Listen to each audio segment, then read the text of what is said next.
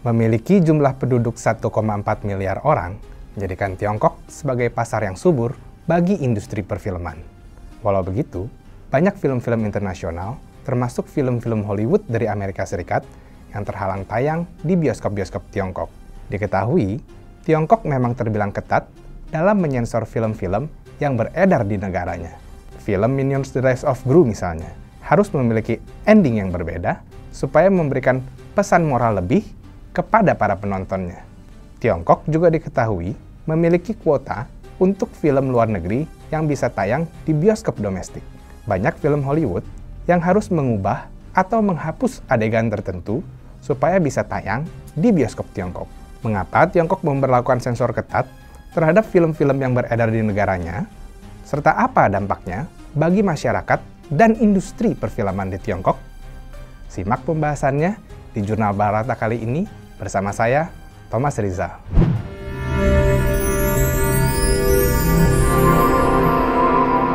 Jurnal Barata. Penyuntingan menjadi contoh dari bagaimana otoritas Tiongkok mengubah film populer agar benar secara politis. Rupanya, pengawasan ketat terhadap karya intelektual Tiongkok sudah berlangsung sejak abad ke-13 di era dinasti Ming. Dikutip dari CNN Indonesia, represi terjadi dalam perbedaan pendapat politik dalam sejarah sastra. Beberapa karya yang dinilai mengkritik pemerintah yang sah ditindak tegas lantaran dianggap terlibat konspirasi perlawanan. Kondisi ini berlanjut di era revolusi Tiongkok pada tahun 1920-an. Berdasarkan Encyclopedia of Chinese Films yang diterbitkan tahun 2002, pemerintah Kuomintang pada akhir 1920-an resmi memulai operasi penyensoran. Mereka menyensor film-film yang berhubungan dengan bela diri, legenda, dan mitos karena pemerintah menyebut genre tersebut mempromosikan tahayul serta tidak memiliki akurasi sejarah. Kontrol negara atas film serta sektor hiburan lainnya seperti televisi, radio, hingga telekomunikasi juga ditegaskan setelah terbentuknya Pemerintah Pusat Republik Rakyat Tiongkok tahun 1949. Selama revolusi kebudayaan, produksi film terhenti, khususnya setelah Tiongkok benar-benar membatasi diri dari budaya-budaya asing, terutama dari Barat. Pada tahun 1998, Tiongkok mendirikan Administrasi Negara Radio, Film, dan Televisi atau SARFT. Dikutip dalam jurnal History of the Chinese Film Industry oleh The Media Entertainment and Art Alliance tahun 2002, SARFT melapor langsung ke Dewan Negara dan bertanggung jawab menyetujui konten film, program televisi, dan radio. Tujuan utama sistem sensor adalah mempromosikan moralitas Konfusianisme, stabilitas politik, dan harmonisasi sosial. SARFT atau yang kini dikenal dengan Administrasi Radio dan Televisi Nasional atau NRTA, dalam menerapkan sistem sensor perfilman akan menjunjung tinggi nilai-nilai Partai Komunis yang bahkan penyensoran bisa dimulai dari naskah. Pada Maret 2018, Komite Sentral Partai Komunis Tiongkok memutuskan Departemen Publisitasnya akan memusatkan manajemen film, mengambil tanggung jawab itu dari NRTA. Sebulan kemudian, departemen tersebut secara resmi dinamakan Administrasi Film Tiongkok atau CFA. Ketatnya penyensoran yang dilakukan oleh otoritas Tiongkok mempengaruhi peredaran film Hollywood yang beredar di Tiongkok. Film yang dianggap menyebarkan imperialisme, termasuk rasisme, mengandung unsur kekerasan, homoseksual, banyak adegan seks, dan adegan-adegan yang dianggap mencederai ideologi Partai Komunis Tiongkok, bisa dipastikan bakal terjaring sensor Tiongkok. Film-film sekelas Back to the Future, The Dark Knight, Joker, hingga dua film Marvel Cinematic Universe, Shang-Chi and the Legend of the Ten Rings, dan Spider-Man No Way Home, urung tayang di bioskop Tiongkok. Sementara film-film seperti Titanic, Mission Impossible 3, Skyfall, Bohemian Rhapsody, hingga yang teranyar, Minions: The Rise of Gru, harus disunting dengan ketat. Bahkan, bagian akhir dari Minions: The Rise of Gru diubah dari alur cerita film yang ditayangkan di bioskop global. Akhir film Minions di Tiongkok menggambarkan White Knuckles, karakter utama di film, ditangkap polisi dan dijatuhi hukuman 20 tahun penjara. Sementara Gru, salah satu komplotan White Knuckles, kembali ke keluarganya dan meraih pencapaian terbesar sebagai ayah dari 3 putri. Sementara dalam versi internasional, baik Gru dan White Knuckles kabur bersama setelah White Knuckles memasukkan kematiannya sendiri agar bisa kabur dari pihak berwenang.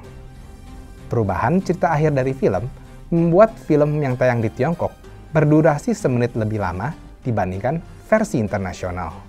Meski kerap dipandang negatif, rupanya sistem sensor di Tiongkok dilakukan demi melindungi masyarakat dari paham-paham yang tidak sesuai dengan kultur dan budaya Tiongkok. Sensor juga dilakukan demi membendung ideologi yang kerap disempilkan secara terselubung di dalam film. Dehta dalam tulisannya The Chinese Cinema Today mengatakan film adalah salah satu seni paling populer dan menjadi senjata propaganda dan pendidikan paling efektif dari negara. Film sebagai sebuah produk budaya merupakan cerminan dari negara yang memproduksi film itu. Tak heran apabila banyak film-film Hollywood secara kolektif melayani kepentingan negara Amerika.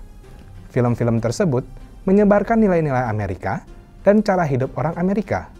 Bahkan film-film bergenre perang dan superhero seolah ingin menyebarkan ideologi supremasi Amerika dengan membanggakan keistimewaan Amerika dan menggambarkan orang Amerika sebagai polisi dunia dan penyelamat dunia. Selain demi membendung imperialisme budaya, kepentingan Tiongkok dalam mengeluarkan kebijakan proteksionismenya adalah aspek ekonomi itu sendiri. Dilansir dari US China Today, di periode 90-an, Tiongkok hanya memberikan 10 slot kepada film impor setiap tahunnya. Baru setelah Tiongkok bergabung dengan Organisasi Perdagangan Dunia atau WTO tahun 1999, kebijakan itu mulai dilonggarkan dalam beberapa dekade terakhir dan kuota film asing bertambah hingga sekitar 34 film. Di sisi lain, Tiongkok juga menerapkan sistem blackout untuk periode liburan dengan memberikan slot sepenuhnya kepada film-film lokal. Di tahun ini misalnya, saat periode liburan Hari Nasional Tiongkok, 1 hingga 7 Oktober, film bertemakan patriotik, Homecoming, laris manis, dan menguasai box office Tiongkok dengan meraup 1,02 miliar yuan atau sekitar 2,1 triliun rupiah. Dikutip dari Global Times, tahun 2020 dan 2021, Tiongkok berhasil menjadi pasar box office terbesar di dunia dengan pangsa pasar 28% dan 34% dari total box office dunia. Tahun 2021, industri film Tiongkok meraup pendapatan 47,26 miliar yuan atau sekitar 101,03 triliun rupiah dengan 84,49% berasal dari produksi domestik. Kebijakan proteksionisme tersebut juga berhasil membuat film-film Tiongkok berjaya di negerinya sendiri. Tercatat, 10 film dengan rekor box office terbesar sepanjang masa di Tiongkok berhasil dinominasi film dalam negeri. Film bertemakan perang, The Battle at Lake Changqing, menduduki peringkat pertama dengan pendapatan 5,87 miliar yuan atau sekitar 12, triliun rupiah, unggul jauh dari Avengers Endgame yang hanya menduduki peringkat ketujuh dengan pendapatan 4,2 miliar yuan atau sekitar 9,08 triliun rupiah. Pada akhirnya, terlepas dari beragam kontroversinya, industri film Tiongkok dan masyarakat Tiongkoklah yang mendapat keuntungan dari ketatnya sistem sensor perfilman di Tiongkok. Demikian pembahasan Jurnal Barata kali ini. Saya Thomas Rizal, sampai jumpa di pembahasan lainnya. Demikian Jurnal Barata.